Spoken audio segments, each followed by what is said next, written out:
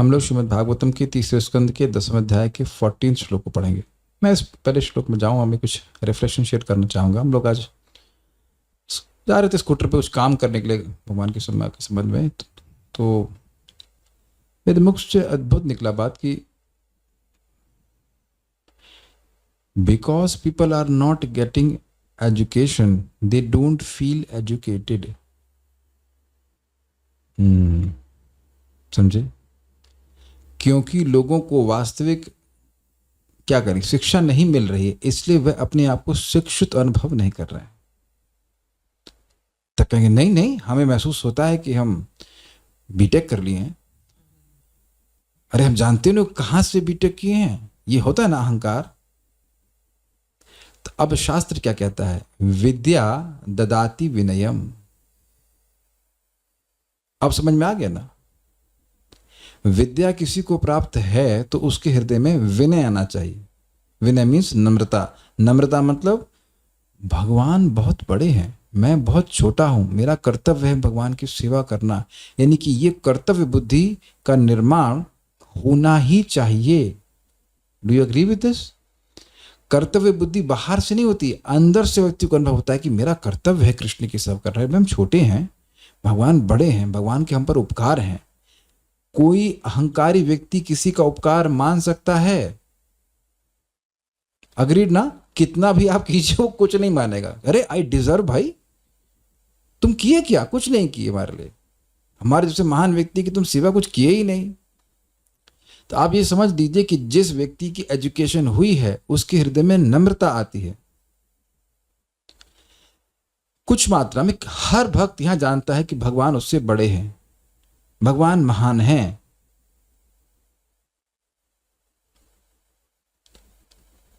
तो अब आप बताइए कि मैंने कहा कि अगर व्यक्ति को शिक्षा प्राप्त होगी तो वह शिक्षित अनुभव करेगा, यानी कि उसको उस शिक्षा का रिजल्ट अनुभव होना चाहिए। जैसे मान लीजिए आपको भूख बहुत कस के लगी, जैसे आज हम लोग बहुत सारा काम कर रहे थे, तो 4:30 तक नॉन स्टॉप सेवा करते रहे, तो भूख लग गई बहुत कस के। तो अब मुझे उस समय बुढ़िया के बाल खिला दिए गए होते। बुढ़िया के बाल जानते हैं आप लोग, खाएं कभी? लाल लाल से बना के देता है, वो इतना बड़ा लगता है, इतना बड़ा बड़ा। बचपन में हम खाए थे उसको, मतलब चीटिंग महसूस किया, यार ये बहुत चीटिंग है। इतना उस समय 1 रुपये 2 रुपये का था, तो मुंह में गायब। समझे आप? कुछ पेट में पहुंचा ही नहीं, मुंह में ही गायब। है कि नहीं? तो आप समझ सकते हैं कि वह भोजन चीटिंग भोजन है। वो दिखा रहे हैं बहुत बड़ा बड़ा, बोम्बास्टिक शब्द की बहुत बड़ा हो रहा है, पैसा भी ले रहे हैं, लेकिन वो गायब। फिर वैसे भूखे ही भूखे। समझ गए? तो आप असंतुष्ट अनुभव करेंगे ना, कुछ समय के लिए होगा, कुछ मीठा खाया लेकिन खत्म। तो अब अगर कोई व्यक्ति दाल चावल जैसा वास्तविक भोजन करता है तो कैसा अनुभव करता है? वह संतुष्टि का अनुभव करता है, और वह संतुष्टि दूसरा व्यक्ति नहीं बताता है, खुद बता देता है कि हाँ भाई हम संतुष्ट हो गए। तो जब व्यक्ति भगवान की भक्ति करता है तब उसको शिक्षा वास्तविक प्राप्त होती है। शिक्षा, वास्तविक शिक्षा क्या है? जिसके द्वारा व्यक्ति यह समझे कि भाई जन्म मृत्यु के चक्र से बाहर कैसे निकलेगा। और आप देख रहे होंगे ऐसा नहीं है कि इधर से बोला जा रहा है, यहां से नमाज पढ़ी जा रही है और आप लोग वहां से बस नमाज पढ़ते जा रहे हैं। ऐसा नहीं है कि आपको समझ नहीं आ रहा है कि भाई ये जन्म मृत्यु के चक्र से मुक्त होने का ये तरीका है क्या। उम्मीद है कि आप लोगों का भी विवेक जागृत हो गया होगा कि भाई ये क्या करने से बंधन लगता है और क्या करने से बंधन नहीं लगता है, इन शब्दों का मतलब क्या है। क्योंकि देखिए बहुत से भक्त प्रश्न करते ही हैं, अच्छा प्रभु जी ये सांख्य का मतलब क्या है? कोई शब्द टीचर बोल रहा है तो इसका मतलब क्या है? आप विचार कीजिए, ऐसी एजुकेशन इस प्रकार से कहीं नहीं दी जाती है। आप लोग बहुत सारे पाठ करते होंगे भक्ति माने से पहले से, दुर्गा सप्तशती या हनुमान चालीसा या ये, तो मैं ही नहीं कह रहा कि कोई नहीं जानता, लेकिन प्रायः लोग नहीं जानते कि वो गा क्या रहे हैं। मैं गलत तो नहीं कह रहा हूँ, I hope this is agreed. और न ही आपने कभी वो प्रश्न किया होगा कि ये दुर्गा सप्तशती क्यों पढ़ें। अब हम मुझसे पूछोगे कि क्यों पढ़ें? मैं तो पढ़ता नहीं था, तो अब मैं क्या बताऊं, लेकिन पॉइंट इज वेरी सिंपल, क्यों करें? यानी एजुकेशन हो ही नहीं रही है। और बड़ा सुंदर मतलब अजीब सा विचार आपको लगेगा, आपने देखा होगा कभी कभी मुर्गों को भर भर करके ले जाता है काटने के लिए। देख रहे हैं, विजुलाइज कर पा रहे हो? तो वो ट्रक में ही दलबा बना रहता है, उसे भर दिया जाता है, उसके बाद मारने के लिए जाते हैं। और देखा होगा कि नर्सरी के बच्चों को कैसे स्कूल की बस में या स्कूल के नहीं, आज के स्पेशली ऑटो में, वो क्या छोटा हाथी में भर भर के लिए जाता है। सिमिलर सिचुएशन है कि नहीं? आप कहेंगे ये तो बड़ी खराब बात बोल रहे हैं, लेकिन प्रभुपाद जी यही कहते थे कि आजकल की वर्तमान जो एजुकेशन है वह स्लॉटर हाउस एजुकेशन है। स्लॉटर हाउस एजुकेशन, क्योंकि कैसे मुक्त हो इसके बारे में कुछ नहीं बताया जा रहा, कुछ नहीं बताया जा रहा। तो अब समझ गए होंगे, सारे कुछ रिलेट कर पा रहे हैं कि जो वास्तविक शिक्षा है, जो वास्तविक भोजन है, उसका हल्ला किया जा रहा है, वास्तविक भोजन दिया नहीं जा रहा है, तो व्यक्ति असंतुष्ट होगा, क्योंकि जो एक भरे हुए पेट के सिम्टम्स हैं वह नहीं आने ही वाले नहीं है कभी। उसी प्रकार से जो व्यक्ति बहुत सारी चीजें पढ़ रहा है, फिजिक्स, केमिस्ट्री, बायोलॉजी, आप देखिए, यू नेवर फेल सेटिस्फाइड। पहले इसको पहले चेक कीजिए, क्या आपको वैसी संतुष्टि कभी भी मिली जो यहां भागवत में आने से मिलती है? यहां बुद्धि लगानी पड़ती है कि नहीं? लगानी ही पड़ती है। हाँ, उम्मीद है कि लगाते भी होंगे, ये है वो है। लेकिन आप देखिए कि मैं समझता हूं हर क्लास के बाद एक संतुष्टि का अनुभव करेंगे। अब मैं इस पे एक जानबूझ के भी कह रहा हूं, आज एक भक्त हैं, नाम नहीं रख रहा हूं मैं, तो उनका कहा कि प्रभु जी हम क्लास में आएंगे, पापा गुस्सा करेंगे। क्यों? कह रहे हैं इस फलाने इस्कॉन सेंटर में कुछ गड़बड़ हुआ। तो हमने कहा अच्छा ये बताइए कि हमारे इस जूम सेंटर में इस्कॉन के क्या गड़बड़ हुआ?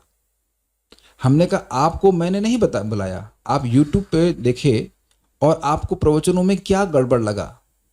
नहीं नहीं, हमको बहुत संतुष्टि मिली। तो हमने कहा आप अपने पिताजी के अनुभव से क्यों जा रही हैं? वो पिताजी कहते हैं भक्ति करो लेकिन इस्कॉन को फॉलो मत करो। तो अब ये बताइए, देखिए कितनी सूक्ष्म बात है। पिताजी कह रहे हैं भक्ति करो, इस्कॉन को फॉलो मत करो। किसको फॉलो करो? पिताजी को ना।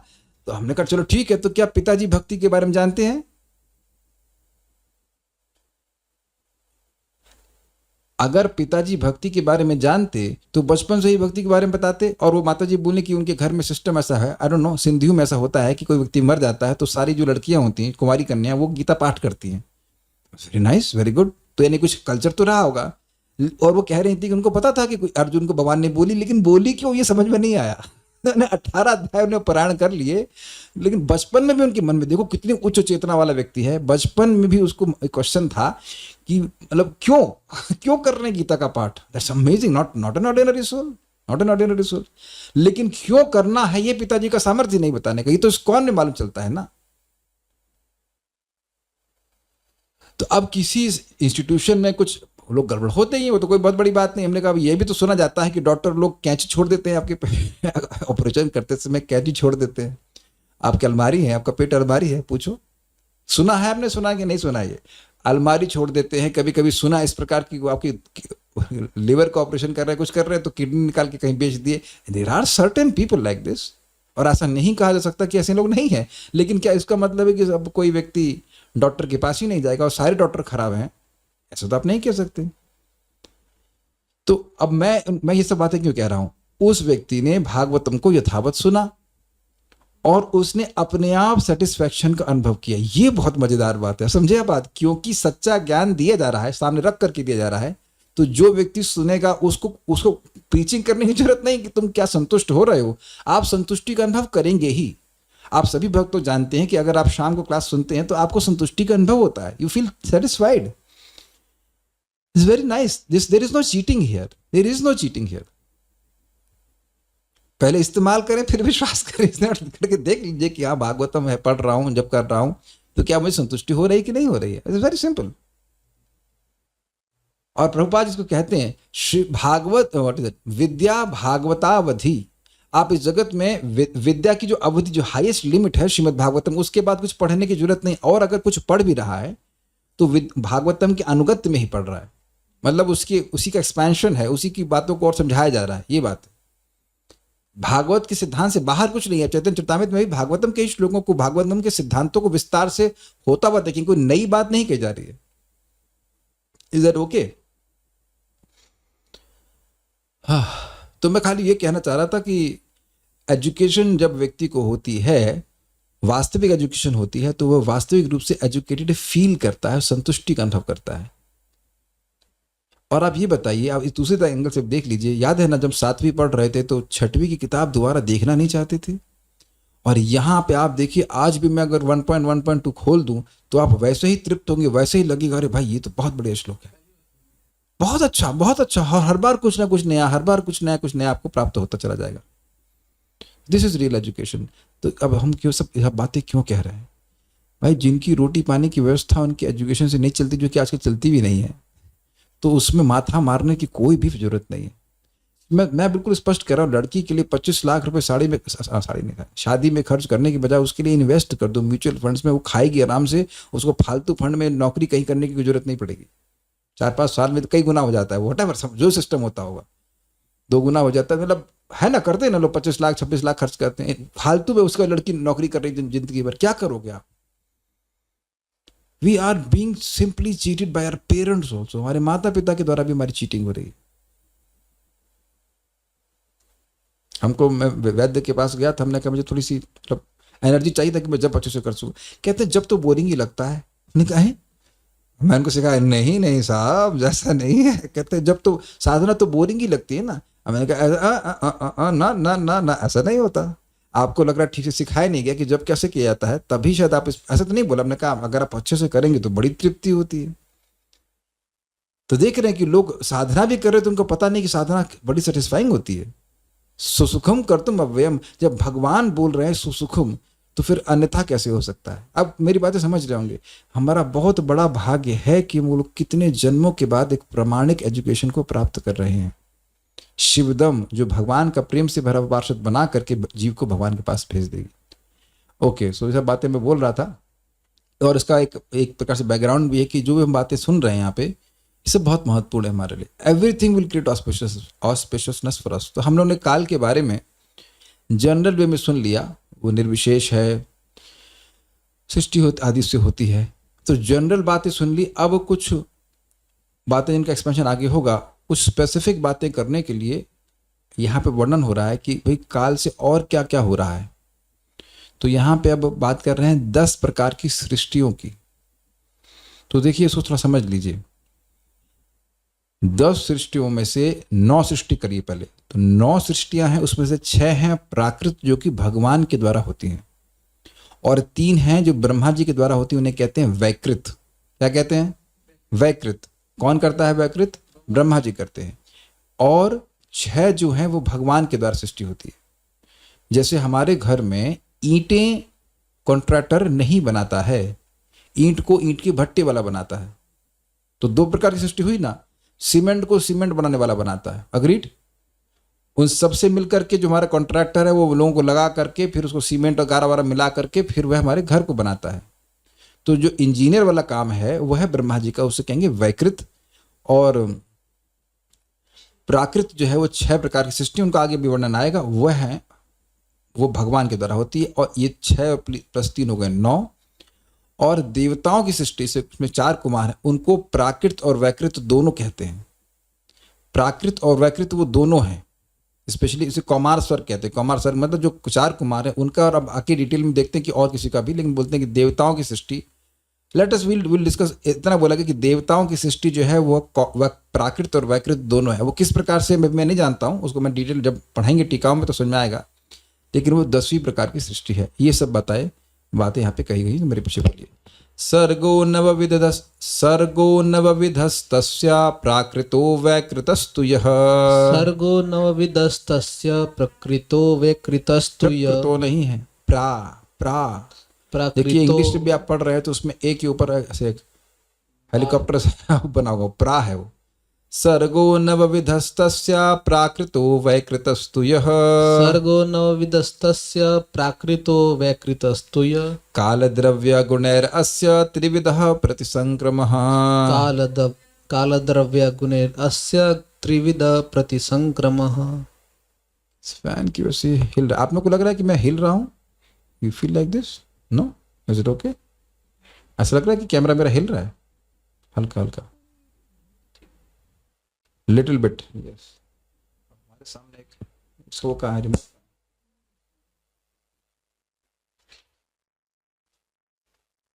कहाँ है? हाँ शांति जी, वहां क्यों रखा है और किसने रखा है? No idea.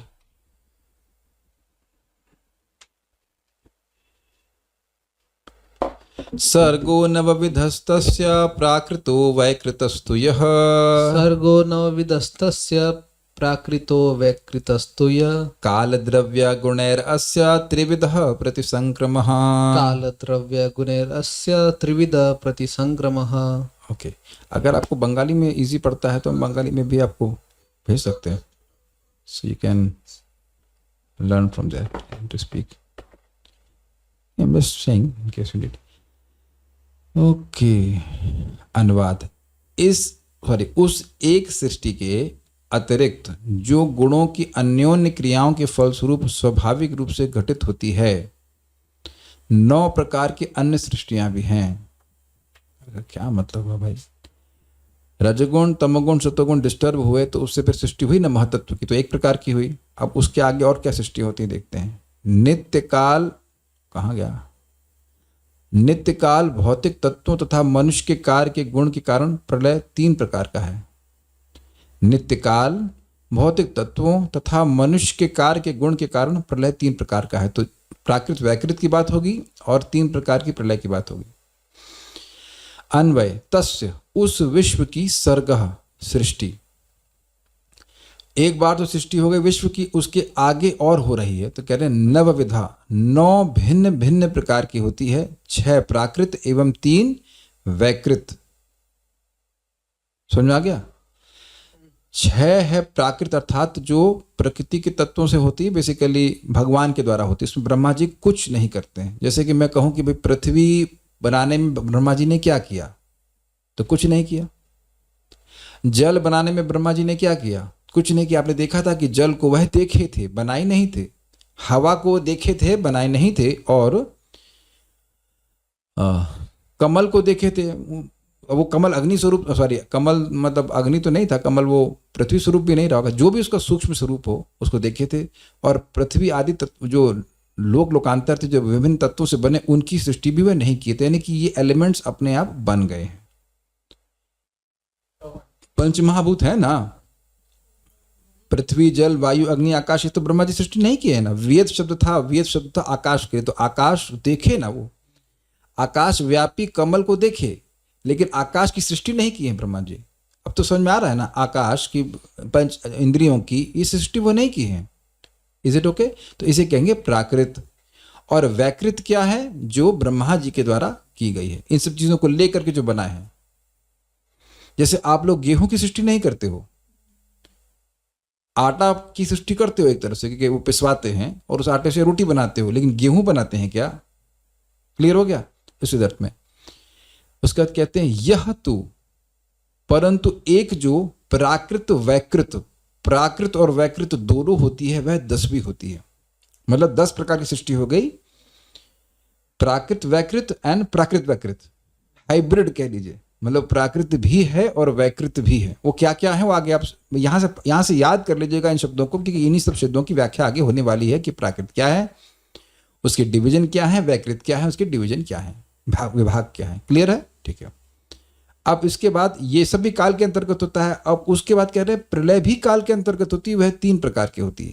काल के निमित्त, काल के द्वारा, द्रव्य के द्वारा, गुणैर अस्य, अस्य मतलब इस जगत का, अस्य 2 बार, तस्य अस्य, हाँ अस्य मतलब इस जगत का। इस 10 प्रकार से सृष्ट जगत की, अस्य दिख रहा है आपको यहाँ पे, गुणै ही अस्य, अस्य दिख गया आपको? हाँ लास्ट में दिख गया, काल द्रव्य गुणई, काल द्रव्य और गुण के द्वारा, अस्य, अस्य संधि होकर गुणैर अस्य हो रहा है, गुणैर अस्य, अस्य दिख रहा होगा। इस 10 प्रकार से सृष्ट जगत की केवल काल के द्वारा नित्य प्रलय, काल द्रव्य मतलब संकर्षण की मुखाग्नि रूप द्रव्य के निमित्त नैमित्तिक प्रलय, एवं अपने अपने कार्यों के ग्रास के द्वारा गुणों के निमित्त प्राकृतिक प्रलय, जो सभी ब्रह्मांडों के लय के रूप में होती है, त्रिविधा, ऐसी 3 प्रकार की प्रतिसंक्रमा अर्थात प्रलय होती है। थोड़ा समझिए क्या मतलब है। सृष्टि हुई 10 प्रकार की, प्राकृत वैकृत एंड हाइब्रिड, प्राकृत वैकृत, प्राकृत वैकृत एंड प्राकृत वैकृत। शब्द कान में टिक रहा है, मेरे संग बोलिए, प्राकृत वैकृत एंड प्राकृत वैकृत। PV and PV, P and V and PV। ठीक है, समझ में आ गया? फिर से बोलिए एक बार। रत्न भूषिता माता जी तो सो रही लग रहा। नहीं, अरे अब नाम लेंगे तो जा रहे। अरे नहीं, अब सो नहीं रहते, हम खाली मजाक कर। बोलो, प्राकृत, वैकृत, प्राकृत, वैकृत। ओके, जब तक बोलते नहीं बात टिकती नहीं है। कोई सो भी रहा हो तो अब हमारे कृष्ण मंत्र द्वारा नहीं जगाएंगे। बोलिए, प्राकृत, वैकृत और प्राकृत, वैकृत। ओके, तो आगे के श्लोक सब बिल्कुल आसानी से समझ जाएंगे, बिल्कुल आसानी से समझ आ जाएगा। गधा बना, ये बना, वो सब वैकृत में आ जाएगा। ओके, तो ये 10 प्रकार की सृष्टि को 3 प्रकार से नष्ट किया जा रहा है। अभी भी दिखाता हूं आपको।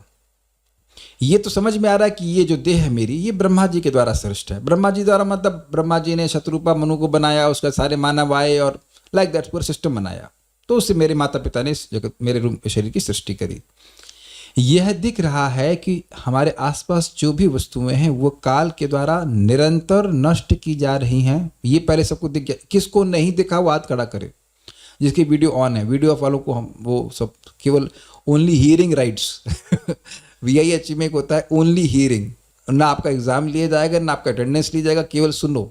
उसकी भी पैसे हैं, उसके भी पैसे हैं। हाँ, अच्छे खासे पैसे, केवल सुनने के पैसे। यहाँ फ्री में सुना रहे हैं। ओके, तो अब हम नाम हम वो लोग लेते हैं तो हमें बोलने में कोई दिक्कत नहीं है ना। सुनने के भी पैसे यार। अरे इंटरनेट पे डाल दो, कम से कम सुने आदमी, लेकिन सुन नहीं आओ।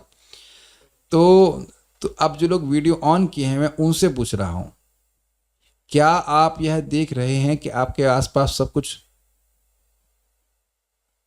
प्रलय को प्राप्त हो रहा है? कोई फल लेके आ सकते हैं रूम? कोई फल लेके आइए।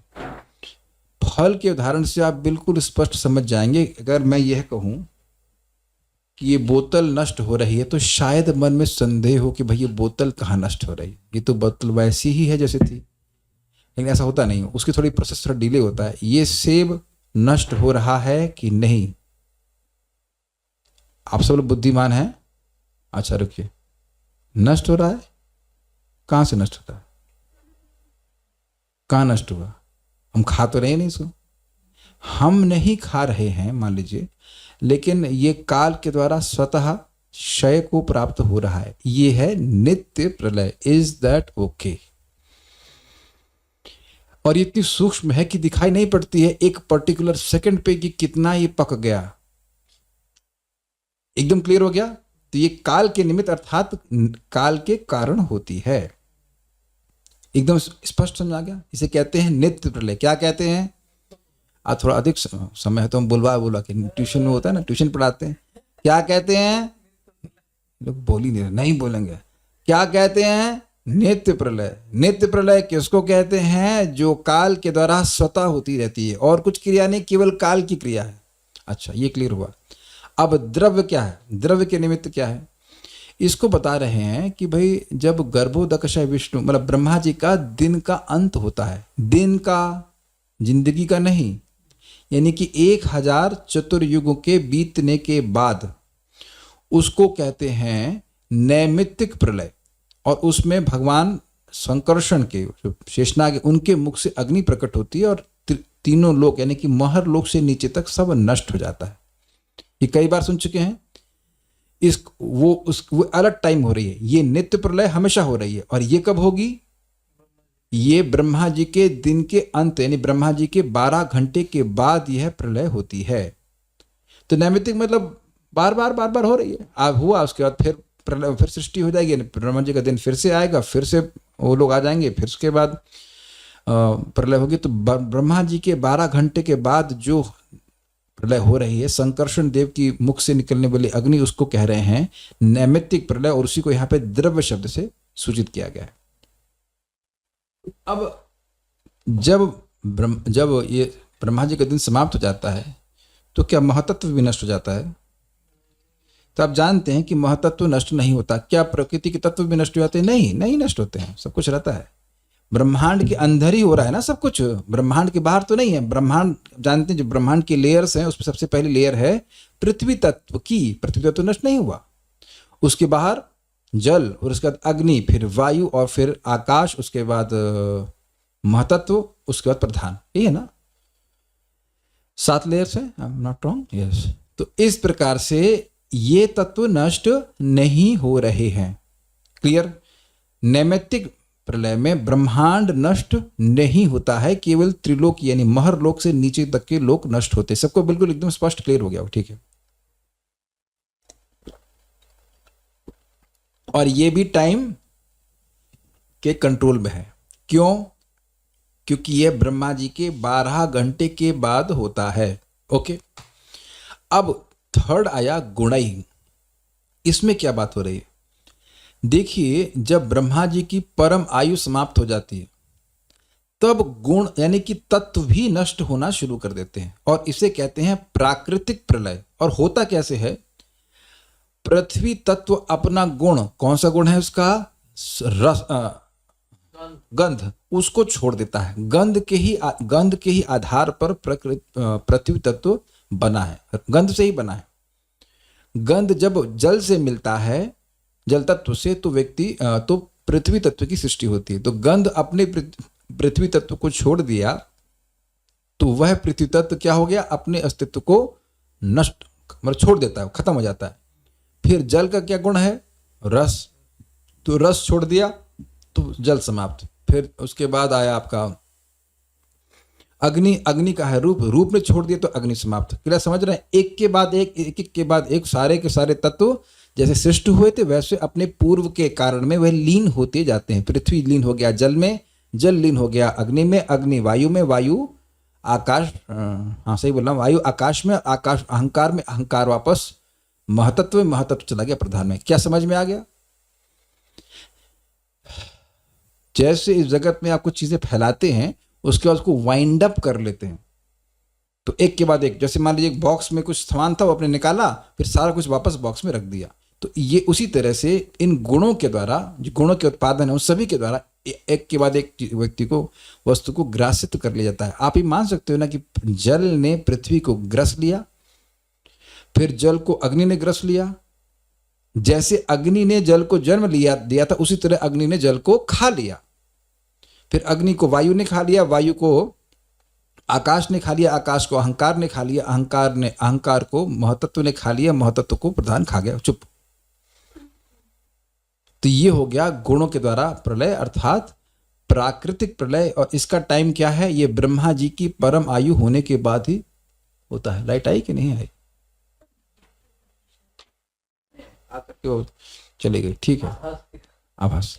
तो इस प्रकार से 3 प्रकार की प्रलय होती है। और एक और प्रलय होती है, लेकिन वो क्योंकि काल के द्वारा नहीं होती है इसलिए वो अलग प्रकार की प्रलय, उसे कहते हैं आत्यंतिक प्रलय। वो आप लोग को, हम लोग को, सबको प्राप्त होगी जब हम देह त्याग करके वैकुंठ चले जाएंगे, तब वह प्रलय हो गया ना। फिर आपके वो प्रलय है आपके जन्म चक्र की प्रलय, बार बार जन्म लेना, बार बार मरना, उसकी भी तो प्रलय हो गई, लेकिन वो टाइम के द्वारा डिपेंडेंट नहीं है। हमारी भौतिक इच्छाएं कब समाप्त होंगी तो कब का कोई हिसाब किताब नहीं है। जब व्यक्ति भगवान की भक्ति करता रहता है तब से उसकी भौतिक इच्छाएं समाप्त होती जाती हैं। एक पॉइंट पे आकर के उसकी कोई भौतिक इच्छा नहीं रहती, वह भगवान के पास चला जाता है। इसे कहते हैं आत्यंतिक प्रलय। वो हमें चाहिए ही, लेकिन वो काल डिपेंडेंट नहीं होती। ऐसा लग रहा है कि काल में हो रही है, लेकिन वो काल डिपेंडेंट नहीं है, क्योंकि अगर काल डिपेंडेंट होती तो अब तक हम वैकुंठ चले गए होते। अनादि काल से है ना हम लोग। वो भजन डिपेंडेंट है, भक्ति करेगा, नाम जप करेगा, भागवत करे, सुनेगा, तो वह हो ही रही। और आप देख भी रहे हैं, जैसे कुछ इच्छाएं हैं जो अब हमेशा के लिए समाप्त हो गई, वो हृदय में उदित ही नहीं होती हैं। वह भी भक्ति करने से आत्यंतिक प्रलय भी हो रही है। कुछ चीजें हैं जिससे अब आपने मुंह मोड़ लिया है और वो कभी इस जीवन में दोबारा नहीं देखने, शक्ल भी देखने वाले नहीं। मतलब एक क्रमिक आत्यंतिक प्रलय, और पूरी तरह से आत्यंतिक प्रलय मतलब हृदय में कोई भोग की इच्छा नहीं है, कुछ नहीं चाहिए। No desire to enjoy, not even a single drop to enjoy this material world. एक बात आप लिख लीजिए, लिखना नहीं लिख लीजिए कि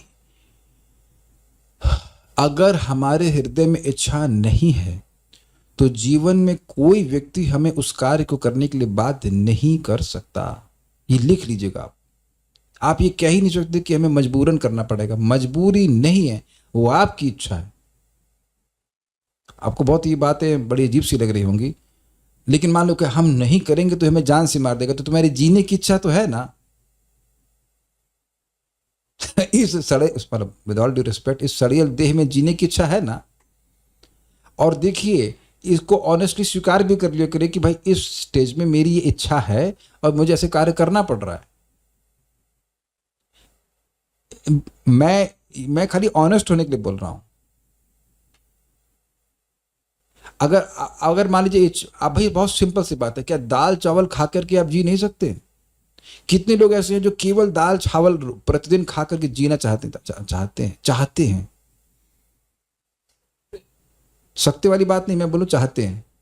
अरे झूठ तो मत बोलो, करके प्रयास करके देखो, जरा करके देखिए आप। एक व्यक्ति कह रहे रोटी सब्जी, तो सब्जी चेंज नहीं करेंगे। सब कहें रोज आलू खाओ ये खाओ, करना मत। लेकिन आप देखिए हमारी इच्छा है, देयर इज नथिंग रॉन्ग। अरे भाई मैं मुझसे कौन सा होता है, आज हमने पॉपकॉर्न और सब्जी खाई। भूख लग रही थी, पॉपकॉर्न ही बना दिया। अब पता है कितना उत्साहित था मैं। बहुत भूख लग रही थी, अब खाना बनाते बाद में इतनी तेज भूख लग रही थी। ये भी बात मैं आ रही थी साइकिल से पीछे से, मैं कहा अब क्या करें, और मशीन खराब हो गई है, मशीन फेंक दी हमने, मशीन खराब हो गई, हमने अब क्या करें। तो कुकर में बना और बढ़िया बने, बहुत बढ़िया बने। और उसके बाद प्रसाद पाया, सुबह की सब्जी खाई। तो अब आप देख रहे हैं इच्छा है तब ना सारे कुछ आ गया ना, necessity the mother of invention. तो आप देखेंगे व्यक्ति को स्वीकार करना पड़ेगा कि उसके हृदय में इच्छाएं हैं। भाई स्वीकार तो करो, नहीं होता तो ये चेहरा क्यों आता? अच्छा बुरा कैसा, ये बहुत चेहरा मिलता ही नहीं। तो उसको मैनेजमेंट करना होता है, धीरे धीरे करके कम करेंगे। लेकिन कुछ इच्छाएं हैं, मैं नाम भी नहीं रखना चाहता, लेकिन वह इच्छा आती ही नहीं। भूखे मर जाएंगे लेकिन वो काम नहीं करेंगे। समझ गए ना मैं क्या कहना चाहता हूँ? We will not eat those things. वो नहीं, मतलब वो बहुत से लोग भूखे होते तो चाय पी लेते, तो मेरे मन में वो ऑप्शन तो आ ही नहीं रहा था यार, चाय पी लेते, रास्ते में मिल लेते चाय। आजकल सब ऑनलाइन पेमेंट होता है। Is it not? तो वो तो ऑप्शन नहीं आ रहा है ना। बहुत से भक्त है ना जो भक्ति में आने के बाद अब चाय तो बिल्कुल देखे ही नहीं है। इवन हर्बल चाय शब्द भी खराब लगता है। जब चाय की चाह ही समाप्त हो गई तो उस उधर आपने प्रयास ही नहीं किया ना। कितने लोग अच्छा गुड बॉय हैं ऐसे आपकी भक्ति में आने के बाद चाय एकदम गलती से भी नहीं पिए, एक तो उधर, और दो ही लोग नहीं, बाकी लोग हाँ good good good boys, very good. तो वह उसकी उस इच्छा की आत्यंतिक प्रलय हो गई कि नहीं हो गई? अब वो नहीं उदित होने वाली है, उम्मीद है एटलीस्ट इस जीवन में नहीं होने वाली है। क्लियर? तो हम खाली ये समझा रहे थे, आत्यंतिक प्रलय मतलब इच्छाओं का पूरा पूरा नाश, भौतिक इच्छाओं का, और केवल इच्छा रहे कि कृष्ण की सेवा करनी। और ऐसा करेगा तो व्यक्ति वैकुंठ चला जाता है। ओके,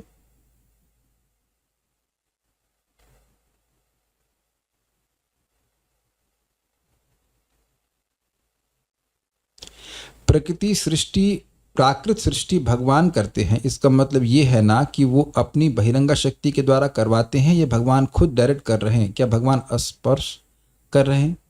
देखिए प्रश्न अच्छा है, लेकिन आप मेरे ख्याल से इस बात को समझते हैं, खाली क्लैरिफिकेशन के लिए पूछ रहे हैं। हम लोगों ने शब्द सुना था ईश्वरेणा। ईश्वरेणा वह बताया गया था, ईश्वर था भगवान के प्रभाव रूपी काल के द्वारा होता है। बिल्कुल स्पष्ट कहा गया है, भगवान कभी जगत की सृष्टि नहीं करते हैं, अपने आप से नहीं करते हैं। तो जब भी मैं कह दूं कि भगवान करते हैं तो इसका मतलब क्या है? और शास्त्र भी कहता है कि भगवान करते हैं, इसका मतलब भगवान अपनी काल शक्ति के द्वारा करवा रहे हैं। यही तो बात बताई जा रही है, सृष्टि 10 होती है। तो वो जिन भक्त ने प्रश्न किया है कि उम्मीद है माता जी को खाना बनाना आता होगा, तो खाना आप अपने हाथ से बनाती हैं? आपने प्रश्न नहीं किया, तुंग विद्या माता जी आप अपने हाथ से खाना बनाती हैं? जानते हैं कि इस तरह का प्रश्न करने का मतलब घुमा के कुछ पूछ रहे हैं। अच्छा आप अभी नहीं बना रहे, अभी सीखी नहीं है, बच्ची है छोटी। प्रिय शो माता जी आप तो खाना अपने हाथ से बनाती हैं ना? हाथ से। और रोटी कैसे बनाती है? सब हाथ पे सेक लेती हैं। लिया उसी से हाथ से, न चकला न बेलन न क्या कहते हैं वो तवा न गैस, कुछ नहीं, सब ऐसे हाथ में ही सब रोटी बन जाती है। अच्छा हाथ का स्पर्श नहीं करते, तो हाथ से आप चकले का स्पर्श करते हैं, जो भी करते हैं उससे आप बना लेते हैं। अग्रीड? क्लियर? तो वो निमित्त कारण हुआ ना। तो अब भगवान को तो खैर ऐसे नहीं हाथ पर चलाना नहीं पड़ता, उनकी इच्छा शक्ति काल से ही जगत की सृष्टि करते। तो ये बिल्कुल स्पष्ट है कि वो काल शक्ति के द्वारा करते हैं, खुद बैठ के नहीं बना रहे हैं। आई थिंक ये तो बहुत अंडरस्टूड है, लेकिन आपने क्लैरिफाई किया। तो ये हमेशा ध्यान रखना कि जब मैं बोलूंगा कि भगवान सृष्टि कर रहे हैं, इस शास्त्र में दूसरे स्कंद में भी आया है, शायद तीसरे में भी आया है, कि जब भगवान कर रहे हैं तो उसका मतलब है कि भगवान की इच्छा से ये प्रकृति कर रही। मया धक्षेण प्रकृति सूयते सचराचरम हेतु नाने न कौन्तेय जगत भी परिवर्तते। मेरी अध्यक्षता में ये सृष्टि भौतिक शक्ति कर रही। इसीलिए तो भगवान ने भौतिक शक्ति को जागृत किया। उसको जागृत करने की जरूरत है। जैसे कि पति पत्नी को बोलता है भाई आज ये चीज बना देना, तो उसकी आज्ञा से हुआ ना, उसकी इच्छा से हुआ ना, ये बात। हाँ, ओके। तो ये सब बातें समझ में आ गई। तो इस श्लोक में 10 प्रकार की सृष्टि और 3 प्रकार की प्रलय का वर्णन है। एक इंटरेस्टिंग बात है कि हमारी इच्छाएं ये सब जो है ये मतलब काल नष्ट नहीं करता है। काल नष्ट नहीं करता। अच्छा, जब हम भजन करते हैं तो वो नष्ट होती, इसीलिए यहाँ पे उसको नहीं रखा गया। जो आत्यंतिक प्रलय है उसको वो काल पर डिपेंडेंट नहीं, इसलिए यहाँ पे नहीं रखा गया। सर्गः नवविधस् तस्य, तस्य मतलब उस ब्रह्मांड की जिसकी सृष्टि भगवान ने करी, उसमें 9 प्रकार की सृष्टियां हैं, प्राकृत और वैकृत। लेकिन जो प्राकृत और वैकृत है, वह 10वीं है। भाई इसको अन्वय करने मेरा दिमाग घूम गया। सीधा सीधा श्लोक देखेंगे तो लगेगा 9 प्रकार की सृष्टि है, प्राकृत हो गई 6 और उसके बाद 3 हो गई वैकृत, है ना, सिंपल। लेकिन फिर यह तू कैसे लाएंगे? लेकिन जो अब लेकिन जो को कहां फिट करेंगे? तो हमारा तो दिमाग घूम गया कि ये क्या मतलब है अन्वय में। लेकिन जो का मतलब कुछ अलग बात बोल रहे हैं ना। यह तू मतलब लेकिन, तू मतलब लेकिन, और यह मतलब जो। तो बेसिकली पॉइंट क्या है? पहली लाइन का मतलब है कि 9 प्रकार की सृष्टि है, उसको आगे समझ लेना कि उसमें वो प्राकृत और वैकृत होती है। लेकिन जो प्राकृत वैकृत होती है वो 10वीं प्रकार की है। इस तरह से अर्थ है। भागवतम इज टू मच, एकदम सिंपल श्लोक लगता है, लेकिन जब आप उसको अन्वय से समझेंगे तो लगे अरे नहीं, ऐसे नहीं, it's not that simple and straight forward. फिर टीका देखनी पड़ती है कि इसका क्या मतलब है। Very interesting. काफी समय लगा था उसको अन्वय करने में, अच्छा लगा, लेकिन पहेली की तरह रहता है। तो ये सृष्टि हो गई। काल द्रव्य गुणैर अस्य, अस्य मतलब इस ब्रह्मांड का काल के द्वारा सृष्टि प्रलय होता है। त्रिविधा प्रतिसंक्रमा मतलब 3 प्रकार की प्रलय होती है, काल के द्वारा होती, जो आपके आसपास सबके संग हो ही रहा है। द्रव्य होती है, द्रव्य मतलब जो नैमित्तिक प्रलय होती है ब्रह्मा जी के 12 घंटे के बाद, और गुण मतलब प्राकृतिक प्रलय जो ब्रह्मा जी के जीवन के बाद होती है। मैं फिर याद दिला रहा हूं कि आत्यंतिक प्रलय जरूरी नहीं है कि किसी जीव की इस ब्रह्मा जी के जीवन के बाद भी हो। मैं समझा पाया? स्वीकार है सबको? जरूरी नहीं है कि हर जीवात्मा की आत्यंतिक प्रलय वैकुंठ गमन इस ब्रह्मा जी के पूरे जीवन के बाद भी हो। ये ब्रह्मांड नष्ट होने के बाद क्या सारे जीव भगवान के पास चले जाएंगे? नहीं हो जाएंगे। तो वह आत्यंतिक प्रलय नहीं होगी ना, सबको आत्यंतिक प्रलय नहीं मिलेगी। कुछ समझ में आ रहा है कि यह प्रलय कितनी रेयर है? अगर सीधी बात समझो, आत्यंतिक प्रलय मतलब अति अंत, ऐसे कुछ आ रहा है ना अर्थ। अत्यंत मतलब अत्यंत, लास्ट, हाईएस्ट प्रलय, यानी कि अब उसको दोबारा जन्म कभी नहीं लेना पड़ेगा। आत्यंतिक प्रलय इंडिविजुअल, जी हाँ बिल्कुल सही समझा आपने। आपकी भी अब आत्यंतिक प्रलय होगी, मेरी भी होगी, यहां सबकी होगी। इसीलिए हम लगे हैं कि अब ऐसे कहते हैं आत्यंतिक दुख निवृत्ति। उसके बाद आपको कभी कोई दुख नहीं प्राप्त होगा। भगवान के पास चले गए और उसके बाद अब वापस से जगत में कभी नहीं आना पड़ेगा। इसे कहते हैं आत्यंतिक प्रलय। और भाई साहब इसीलिए आपको यहां बुलाया है। शायद तेरी आत्यंतिक प्रलय का ख्याल दिल में आया है, इसीलिए कृष्ण ने तुमको इस्कॉन में बुलाया। समझे आप? और शायद नहीं, ये निश्चित बात है। जब किसी व्यक्ति की आत्यंतिक प्रलय का समय आता है तब उसको भगवान के भक्तों की संगति प्राप्त होती है। ये बात को भगवान कृष्ण से स्वयं मुचुकुंद महाराज कह रहे हैं। जब भगवान के सामने है, भगवान इसका अनुमोदन कर रहे हैं। यस, समझे? आप जब करने बैठ रहे हो, जब करते जा रहे हो, भगवान का नाम उच्चारण करते जा रहे हैं, प्रैक्टिकल देखिए, भागवत सुनते जा रहे हैं, जब करते जा रहे हैं, प्रसाद खाते जा रहे हैं, तो ये सारी भौतिक इच्छाओं को समाप्त करते करते एक दिन बिल्कुल खत्म हो जाएगा। और संभावना है कि इसी जीवन में चले जाएं जैसे कि ध्रुव महाराज गए थे। हाँ, एक बात आ जा रही है कि एक प्रश्न आया था कि आपने कहा कि भक्त लोग काल को जीत लेते हैं। फिर आपने कहा कि जब ध्रुव महाराज जा रहे थे वैकुंठ आत्यंतिक प्रलय के समय में, तो वो काल के सर पर चढ़ के चले गए। तो वहां क्या था कि मैं काल को मृत्यु से इंटरचेंजेबली शब्द यूज कर लिया था। कहते ना मृत्यु काल आ गया ऐसे करके। तो देखिए, पहले समझ लीजिए, काल का कोई स्वरूप नहीं है। काल एग्जैक्टली शब्द है, टाइम, उसका कोई स्वरूप नहीं, वो निर्विशेष है। वहां जो शब्द था वो है मृत्यु। यहाँ पे इसको आप पढ़, मैं दिखा नहीं पा रहा हूं, लेकिन 4:12:30 में लिखा है तदोत्तान पदः पुत्रो ददर्शांतक मागतम मृत्योर्मूर्धनि पदम दत्वा आरुरोहम अद्भुतम गृहम। तो यहाँ शब्द है मृत्योर्मूर्धनि पदम दत्वा, मृत्यु के सर पर पद रखकर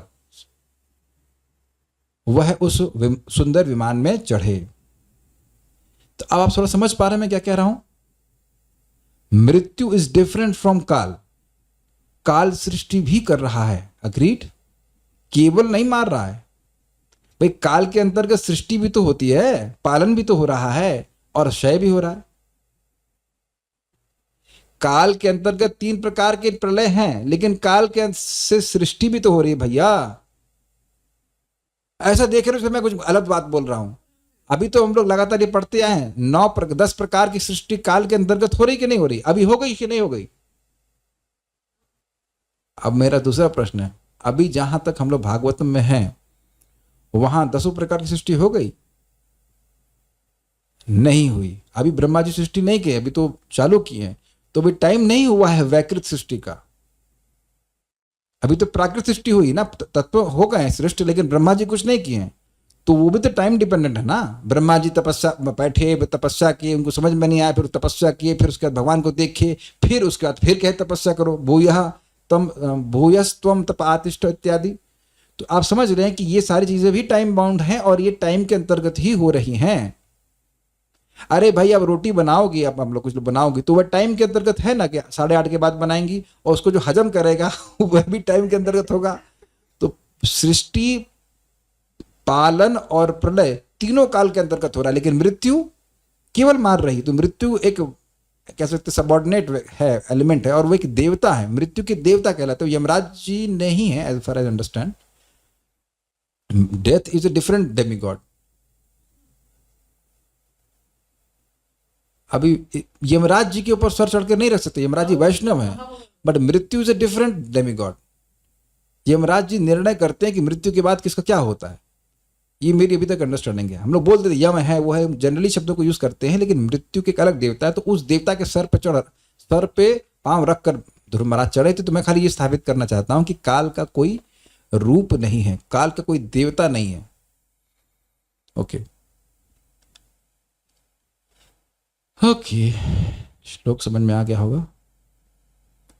अब टीका तो बड़ी आसानी से समझ में आ जाएगी। इस तरह से काल का समान रूप से निरूपण करके उसका विशेष रूप से निरूपण करने के लिए सृष्टि के पूर्वोक्त भेदों का अनुवाद श्लोक के पूर्वार्ध से किया गया है। इसका मतलब है कि इस श्लोक के आधे भाग में जिनके बारे में पहले सृष्टि हो चुकी है, भाई इंद्रियों की सृष्टि होती है, इंद्रिय के विषयों की सृष्टि होती है, मनुष्यों की सृष्टि होती है, ये सब हम लोग दूसरे स्कंद में भी सुन चुके हैं। तो उनको अब फिर बताया जा रहा है, ये समझाने के लिए कि ये कैसे काल के अंतर्गत हो रही हैं। जनरल तो बता दिया कि भाई काल से सृष्टि होती है, प्रलय होता, पालन होता है, प्रलय होती है, ये मोटा मोटा बता दिया। अब डिटेल में बता रहे हैं कि सृष्टि इस काल के अंतर्गत कैसी होती है, कौन कौन सी सृष्टियां काल के अंतर्गत होती हैं, इसको बताने के लिए यहां पर सब बातें कही जा रही हैं। इनको पहले भी बताया जा चुका है कि मनुष्य यहां हुए। भाई आप लोग को ये कैसे पता कि 14 लोक होते हैं? क्योंकि दूसरा स्कंद में सुना है ना, तो दूसरे स्कंद में विभिन्न लोकों का, वहां पे रहने वाले लोगों का कुछ कुछ वर्णन किया गया है, तो उसको फिर यहां पे बताया जाएगा। बस ये थोड़ा सा बता रहे कि कैसे काल के अंतर्गत हो रहा है। जो प्राकृत और वैकृत सृष्टियां दोनों हैं वह 10वें प्रकार की होती हैं। इसी को कौमार सर्ग भी कहते हैं। जो 4 कुमार हैं वो भगवान की सृष्टि और ब्रह्मा जी की सृष्टि दोनों है। अब वो हम अभी आपको बिल्कुल सही बोल रहे हैं, वो कैसे है वो जब वहां पे अभी आएगा तो हम वहां पे जरूर आचार्यगण कुछ बोलेंगे, वहां देखेंगे।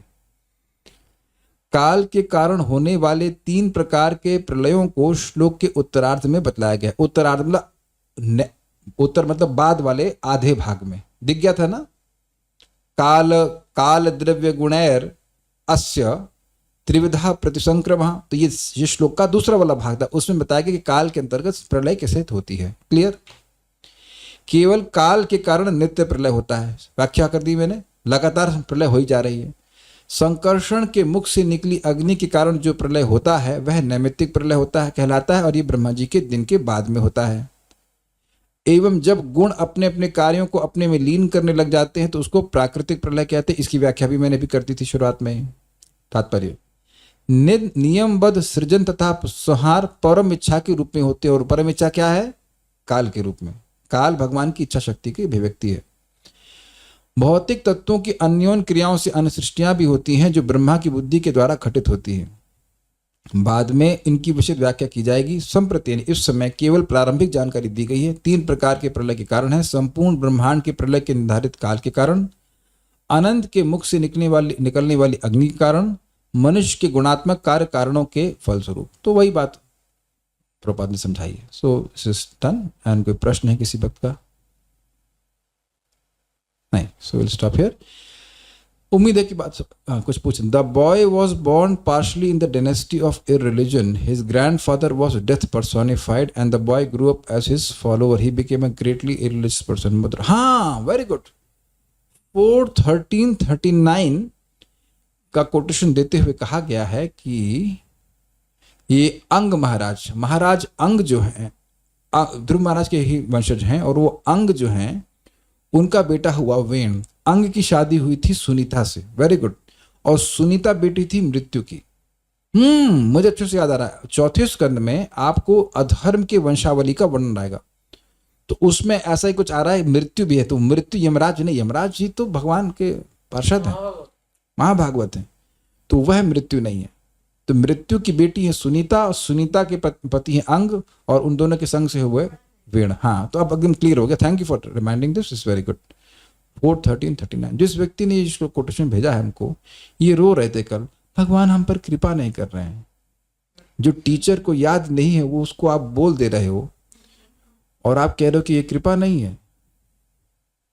तो हमें स्पॉटलाइट पे नहीं लगे। ये सब गुरिल्ला वॉरफेयर करते हैं, वीडियो ऑफ करके बोलते हैं सामने से नहीं बोलते। है किसी का दम यहाँ से? इतना भगवान ने आपको आशीर्वाद दिया है कि आपने कभी पढ़ा। बात मुझे याद थी लेकिन मुझे एकदम से मैं रिकलेक्ट नहीं कर पा रहा था। कितना सुंदर ज्ञान देखिए आपको दिया है। जाओ जाकर के माइक लेके जाओ, पूछो जहां से, भाई आपको ये सब पता है कि मृत्यु कौन है? Just see the mercy which Krishna is bestowing. मैं एक बात यहाँ, चलिए बात आ गई, थोड़ा हम प्रेम से डांट दे रहे हैं। जो कृपा ठाकुर जी आप पर कर रहे हैं उसके लिए ग्रेटफुल तो होना शुरू कीजिए। जो तोल तोल के भगवान कृपा कर रहे हैं कि हम लोग रोज भागवत में बैठते हैं, जप कर रहे हैं, भगवान का प्रसाद खाने को मिल रहा है। यहाँ किसी को प्रसाद पाने में तो दिक्कत नहीं है ना? है, हम एक व्यक्ति को जानते हैं, बड़े अच्छे भक्त हैं, बेचारे हाथ पैर से मोहताज है चलने के लिए, तो अब वो कोई घर में भोग नहीं लगाता है। तो ऐसा भी नहीं कि भोजन बन जाए तो वो भोग भी लगा सके, ऐसी भी नहीं स्थिति है। तो आप देखिए कि हम लोग की सबकी कितनी अच्छी भावना है। रघुपति प्राण प्रभु अपने घर से बहुत दूर रह रहे हैं, फिर भी आप लोग भोजन बना के भगवान को अर्पण करके ही ग्रहण करते हैं। Is it not? हर दिन तो मैं देखता हूँ कि आप जप में, कथा में, ये कोई सामान्य बात है? ऐसा शास्त्र आप जो पढ़ रहे हैं जिसको सुनने की इच्छा से ही भगवान आ जाते हैं, तो सुनने की इच्छा नहीं मर रही है, अर्थात भगवान आपके हृदय में आते ही जा रहे हैं। He has still not left you, he likes to come to your heart. Now think about that. प्रतिदिन भगवान आपके हृदय में आना चाहते हैं। चल अयो रे शाम मोरी अखियन में, चल अयो अंगन में, हृदय आंगन में। जो व्यक्ति आपके हृदय में रोज आना चाहता है वो आपसे घृणा कर रहा है क्या? अच्छा, आप में से कितने लोग बाथरूम साफ करने में सुख अनुभव करते हैं? वो अलग बात है, घर में बाथरूम कोई करेगा नहीं तो आपको करना है, लेकिन maybe some of the devotees may not like it. लेकिन अब हम जानते हैं कि आपके घर का बाथरूम कोई बाहर वाला तो करेगा नहीं, खुद ही करना होगा। तो भक्त के हृदय का जो भी मल है वो भगवान स्वयं कथा के रूप में आकर के खुद साफ करते हैं। धुनोतु शमलम कृष्णा सलिलस्य यथा शरद शरद, तो आई गई है। Quite interesting. तो आप ये कैसे कह रहे हो कि भगवान आप पर कृपा नहीं कर रहे? भाई साहब, यही कृपा है। और नहीं समझ में आ रहा तो लाओ, जो एक व्यक्ति को और लाके दिखाओ भागवत में। एक दिन ला दोगे ना तो अपने को वेरी गुड वेरी गुड, एक दिन ला सके बड़ा मुश्किल होता है, और रोज लाके दिखाइए। हाँ, कई भक्त कल्याण प्रभु कह रहे हैं कि बेहोश करके लाएंगे वो ठीक है, अवचेतन मन सुने। सो ट्राई टू रिकॉग्नाइज कृष्णा's mercy, because then you will feel Krishna is loving. Krishna is loving you.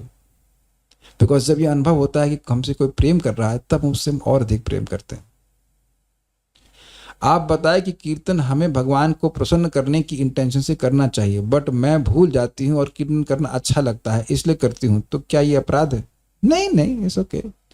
देखिए, समझने का प्रयास कीजिए।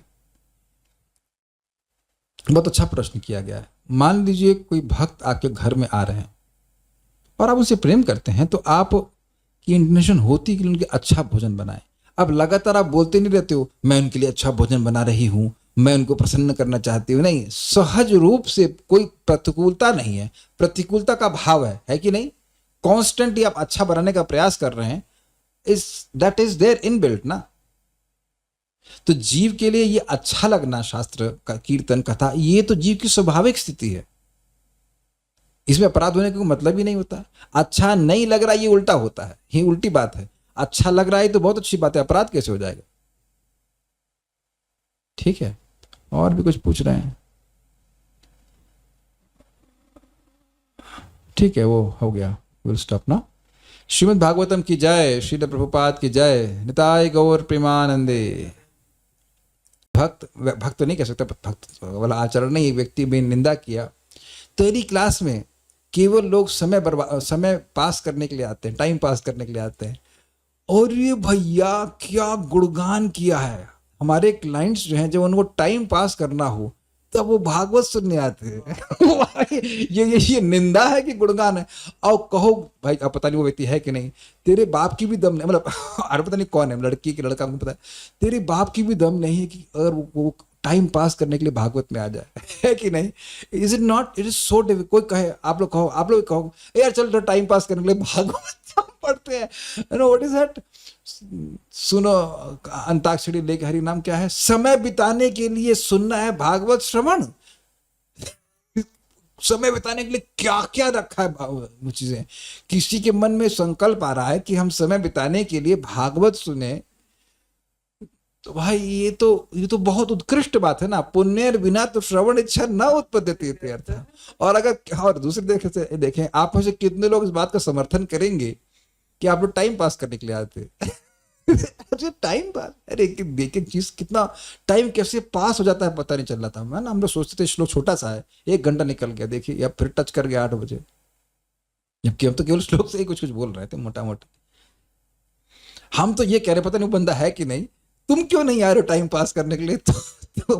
अरे भाई, लोग मूंगफली खाते हैं टाइम पास करने के लिए, तो उससे तो कई अनंत गुना अच्छा है ना कि भागवत में टाइम पास कर। चलो यार, चलो कुछ टाइम पास करेगा, भागवत ही सुन ले।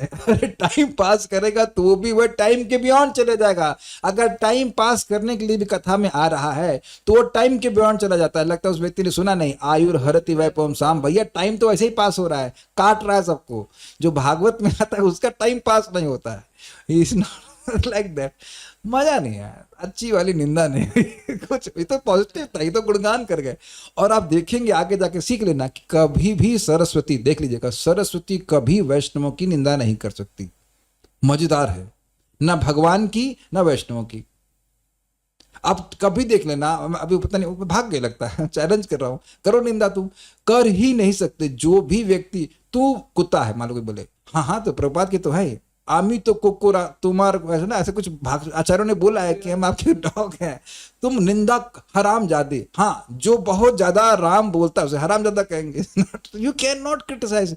आप देखना कि आपकी निंदा कोई कर ही नहीं सकता, आप देखेंगे पॉजिटिव ही निकलेगा उसमें। ये शास्त्र वचन है। आचार्य दिखाते हैं कि जब कोई असुर भी भक्तों की निंदा कर रहा है या भगवान की निंदा कर रहा है तो उस सरस्वती उसका दूसरा अर्थ लेती है। It's quite interesting. और ये आप लोग ट्राई करना, क्योंकि आप लोगों को भी तो मिलेगा ना, ऐसा कुछ कुछ नेगेटिव मिल रहा होगा। तो आप लोगों के लिए पहेली है, कोई आपकी निंदा करता है तो आप देखना कि क्या सरस्वती, सारस्वत अर्थ लीजिए कि क्या वो गुणगान कर रहा है, और अब मुझे बताना कि मुझे ऐसा कहा गया और मैंने इसका ये सारस्वत अर्थ लिया, तो आप कवि बन जाएंगे।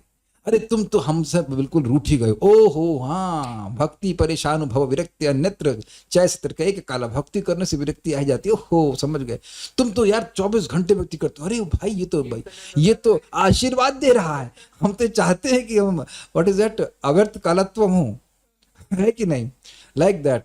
तो और कुछ भी अगर निंदा हो तो आप बताना, हम भी प्रयास करेंगे सारस्वत अर्थ निकाल के देखिएगा। तो आप लोगों से निवेदन है कि अभी नेक्स्ट टाइम कोई भी निंदा करे, स्पेशली भक्ति करने के लिए, तो आप उसका सारस्वत अर्थ बताना, ये कहा गया और हमने इसका अर्थ ये निकाला, then you will be always happy. तो ओके, जीवन व्यर्थ कर रहे हैं, व्यर्थ मतलब विशेष अर्थ को प्राप्त करने के लिए लगा हुआ है कि नहीं? जीवन एक है ना, वीक हो लेते हैं व्यर्थ कर रहे हैं। और एक और अमेजिंग है, तुम लोग बड़े स्वार्थी हो। हाँ, नत्वे विदुम स्वार्थ गति ही विष्णु, अपना स्व अर्थ है भगवत की, विष्णु की गति। या ऐसे कर लीजिए, जीवन व्यर्थ कर रहे हो, हाँ उसको कंप्लीट कर दीजिए भागवत के बिना, ये अच्छा है ना? जीवन व्यर्थ कर रहे हो भक्ति के बिना। उन्हें फुल स्टॉप तो नहीं लगाया ना कि बोले जीवन व्यर्थ कर रहे हो फुल स्टॉप, ऐसा नहीं बोले, बोले जीवन व्यर्थ कर रहे हो फुल स्टॉप आप लगाओ, जीवन व्यर्थ कर रहे हो। हाँ बिल्कुल सही बात है, भागवत के बिना, भक्ति के बिना व्यर्थ कर रहे हो। व्यर्थापि दुख निवहम वहनी कितार्था, कहते हैं तुम काम चोर हो इसलिए जॉब नहीं करती, बस हरे कृष्णा करती हो। तो ये जॉब है ना, बी की जगह पी, थोड़ा स्पेलिंग मिस्टेक है। तुम जॉब क्यों नहीं करती, बोलते जॉब क्यों नहीं करती। देखिए गलत बात है, थोड़ा समझिए। वो समझा नहीं पा रहे, वो ये नहीं समझ पा रहे हैं कि आप एम्परर की जॉब में लगी हुई हैं। मान लीजिए आप प्राइम मिनिस्टर की सेक्रेटरी होती, तब भी वो कहती कि तुम जॉब नहीं कर रही। क्यों भाई? तो आचार्य समझाते हैं कि जो व्यक्ति सम्राट की सेवा कर रहा है, वो ये नीचे के चिल्लर मिल्लर की सेवा क्यों करेगा? तो उनको ये दिख नहीं रहा है, बेचारे वो देख नहीं पा रहे हैं कि हम लोग किसकी सेवा कर रहे हैं। तार मध्य सर्वश्रेष्ठ नाम संकीर्तन बोलते हैं, तुम तो साधु बन गए हो। अरे यार तो ये गलत है, साधु मतलब अच्छा, आप साधु मतलब खराब मानते हैं। अच्छा आप बताइए मुझे, आप साधु मानते हो कि नहीं मानते हो? अच्छा सब लोग ये बताओ ईमानदारी से, कितने लोग मुझे साधु मानते हैं? दिखता तो हूं मैं, लेकिन कितने लोग साधु मानते हैं? तारीफ भी नहीं करना जानते, हाथ खड़ा करो जल्दी से। ओके, सब लोग निंदा कर रहे हो। निंदा करते हो, टीचर की निंदा करते हो, शर्म आती है, शर्म नहीं आती? तो आप सभी लोग कहेंगे साधु है, साधु है, साधु से साधु संग करने आए ना यहाँ पे, कि आप डकैत संग कर आप किसी को पूछो क्या करने जा रहे हैं? साधुओं का संग करने जा रहे हैं। अच्छा अब मैं कहूँ आप लोग भी सब साधु साध्वी हैं, तो हाँ हैं। तो ये कहाँ, ये तो आप साधु होने को गलत मान रहे, तो आपकी गलती है ना। तुम साधु हो गए हो, मतलब साधु मतलब साधु साधु साधु साधु से तो बोलते हैं, मतलब अच्छे हो गए हो। तो पहले खराब थे और अच्छे हो गए, और आप सब हार रहे हैं। कोई अच्छी निंदा निकालो भाई। अगर कोई बोले तुम पागल हो तो कैसे पॉजिटिव अर्थ ले? अरे भाई यही जीवन का लक्ष्य है। क्या श्लोक है ये? भागवत का श्लोक है। क्या श्लोक है? एवं वृतः स्वप्रिय नाम कीर्त्या जातानुरागो धृत चित्त उच्चय हसति रोदति उन्मादवत। उन्मादवत ऐसे, उन्माद मतलब पागल की तरह नाच रहा है, गा रहा है। तो अभी तो हुए नहीं भैया, यही जीवन का लक्ष्य है कि भगवत प्रेम में पागल हो जाना चाहिए। समझे? आपको दम नहीं है ना, कोई अच्छी नहीं हो रहा है, पागल नहीं हुआ। एक लोग मुझे बोल रहे थे कि तुम कभी ब्रह्मचारी नहीं बन सकते, पंचरानी ब्रह्मचारिणी नहीं बन सकते, क्वालिटी ही नहीं है। तो अभी तो आपकी शादी नहीं हुई है। और वो सही बोल रहे हैं, क्योंकि जगत में कोई ब्रह्मचारी है ही नहीं। सब लोग 11-11 पत्नी लेके घूम रहे हैं। आंख, नाक, आंख स्त्रीलिंग, कान, चक्षु इंद्रिया, कर्ण इंद्रियां, वो सब तो स्त्रियां ही हैं। तब फिर तो कोई ब्रह्मचारी नहीं है, स्त्री संग तो चल ही रहा है। Is it not? तो कोई ब्रह्मचारी नहीं है। तो ब्रह्मचारी नहीं और ब्रह्मचारी है ही नहीं, तो बनने का मतलब नहीं है। जो कह रहा है वह भी नहीं बोल रहा, वो भी नहीं, तो ब्रह्मचारी नहीं, वो भी तो आंख लेके चल रहे हैं, कान लेके चल रहे हैं। अच्छा, और आप लोग अच्छी निंदा नहीं कर रहे हैं। और कोई मजेदार निंदा? ये तो अच्छा डिस्कशन हो गया। निंदा तो कुछ, यानी कि निंदा हो ही नहीं रही है। ठीक है, अब देखिए आज आपको हम निंदा करवा रहे हैं, तो निंदा भी नहीं निकल रही। आप लोग कितने अच्छे हो गए। मैं कह रहा हूं कि निंदा कर, तो निंदा भी नहीं निकल रही। निंदा शून्य, इसीलिए तो मैं आप लोग की संगति करना चाहता हूं। उसमें लिखा है निंदाद शून्य हृदय इप्सित संगलप्त। उस व्यक्ति की संगत करनी चाहिए जो निंदा कर ही नहीं पा रहा, या किसी को बोलने में दिक्कत हो रही, लिखने में दिक्कत आ रही, तो बुलवा ले भाई। कहते हैं तुम तो सन्यासिनी हो। और रे भाई ये तो भगवान कह रहे हैं। What is that? शुभाशुभ फलैरेवं मोक्ष से कर्म बंधनय संन्यास योग युक्तात्मा विमुक्त माम उपैस्यसि। तुम अगर हर कर्म को मुझे समर्पित करते हो तो तुम चाहे किसी अवस्था में हो, संन्यास योग में, संन्यास मतलब समन्यास, मतलब जो व्यक्ति अपनी सही स्थिति में हो, ये तो गुणातीत अवस्था है ना, स्वरूप में स्थित होना। संन्यास मतलब अपने कृष्ण के सेवक के रूप में अपनी स्थिति में रहना, उसको संन्यास कहते हैं। तो वो तो आपको कह रहे हैं कि तुम गुणातीत हो गए, जबकि हम लोग हुए नहीं, कह रहे संन्यास हो नहीं पा रहा यार, हो नहीं पा रहा, दिक्कत हो रही है। जैसे मान लीजिए आप देखो, करन्यास कहते हैं, हाथ के द्वारा तिलक लगाते हैं, तो तिलक मान लीजिए आप अपने चरण में तो नहीं लगाते हैं ना, तिलक लगाने की सम्यक स्थिति है कि अपने हाथ पे लगाते हैं, माथे पे लगाते हैं, गॉट इट? इसे कहते हैं संन्यास। तो आप सन्यासी हो तो बहुत अच्छी बात है, वो तो है ही। तुम्हें घर वालों से कोई मतलब ही नहीं। अरे घर वालों से ही तो मतलब है भाई। और भैया से सुनने जाते हैं क्लास, भैया रोज ट्यूशन पढ़ाते हैं, है कि नहीं? कृष्ण संसार। आप ही बताइए कि मेरे से मतलब है कि नहीं? किसी व्यक्ति का यहाँ पे मेरे से नहीं मतलब है, हाथ खड़ा करो, आएगा ही नहीं। हाथ खड़ा करने के लिए नहीं, अरे इतना मतलब है कि छोड़ ही नहीं पा रहे हैं भाई। सुबह सुन रहे हैं, शाम को सुन रहे हैं, जब कर रहे हैं, तो मतलब ही मतलब भाई। अच्छा ये बताओ, कोई माता जी बता दीजिए कि मैं घर पे आऊंगा तो प्रसाद भी नहीं पूछोगी? अरे नहीं प्रभु जी बना के देंगे, क्या क्या जो बताइए, is it not? Is it not? मैं कह दूंगा अरहर दाल अच्छी लगती है, अच्छा लगता है, तो अरे देखो रघुपति प्राण हाथ खड़ा कर रहे हैं। तो प्रभु जी कहते आओ अब आपको वहां भी खिलाएंगे कुवैत में। Is it not? तो आप तो परिवार वालों को से ही प्रेम कर रहे हैं। सारा दिन हरे कृष्णा करते हो। अरे कहाँ करते हैं यार, 16 माला कर रहे हैं। अतिशोक्ति, अति अति क्या कहते हैं वो, क्या कहते हैं उसको, अतिशुक्ति नहीं करिए, गलत बात है, एग्जैजरेशन कर रहे हैं। कितने लोग सारा दिन 16 हरे कृष्णा करते हैं? Please raise hands. तो कहाँ करते हैं भैया? कर आशा, अगर आपके पास सामर्थ्य हो, आप भी भगवान के सेवक हैं, आप, हम चाहते हैं कि सारा दिन करें भाई। रात में तो सो रहे, कम से कम दिन कर सके, नहीं कर पा रहे हैं। अब उनको बोलिए कि नहीं कर पा रहे हैं, आप आशीर्वाद दीजिए। ढोंग करते हो, अरे तो यही तो करना है। महाराज जी महाराज बोले कि भाई अभी तो ढोंग ही चल रहा है ना, हरे कृष्णा हरे कृष्णा। तो अच्छी चीज का ढोंग करना भी बहुत अच्छी बात है। मान लो मैं दया का ढोंग कर रहा हूं, तो कम से कम लोगों को झापड़ मारने से तो अच्छा है ना। असलियत में क्रूर होने से तो अच्छा है ना कि दया का ढोंग करें। क्या कहते हैं? अच्छा ये बताइए, हीरोइनें जितनी हैं, कभी कभी हीरोइनें एकदम सती सावित्री बन के आ जाती हैं, अग्रीड ना? अब ये मत कहना पिक्चर नहीं देखा है, खूब मोटा सा क्या कहते हैं सिंदूर लगा करके किसी पिक्चर में दिखाएंगे, बड़ी बड़ी पवित्र हो गई हैं। और पिछले पिछले पिक्चर में दूसरे हीरो के संग आई थी, तो वहां तो आप देख रहे हैं कि ढोंग कर रही है। भाई तुमसे कितना प्रेम करती हूँ, तुम्हें लिए जान दे सकती हूँ।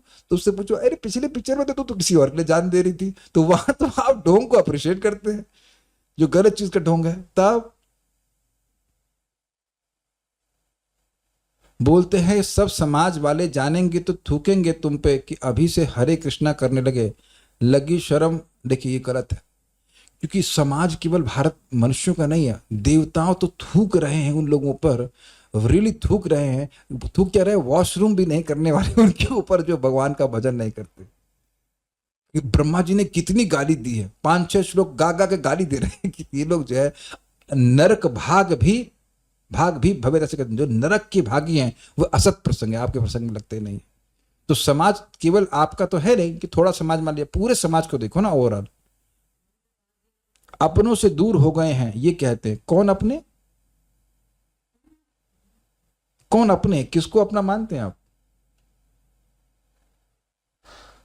किसको अपना मानते हैं? एक जिन माता जी ने किया कि प्रभु जी ने किया पता नहीं, लेकिन उनकी पत्नी को मैं देख रहा हूं और वो बोल रही थी, वो खुद बोलने की, उनकी जब सास की मृत्यु हो गई थी तो बहुत डिप्रेस हो गई थी। तो उनके उस समय कोई अपना उनकी सहायता नहीं कर पाया ना।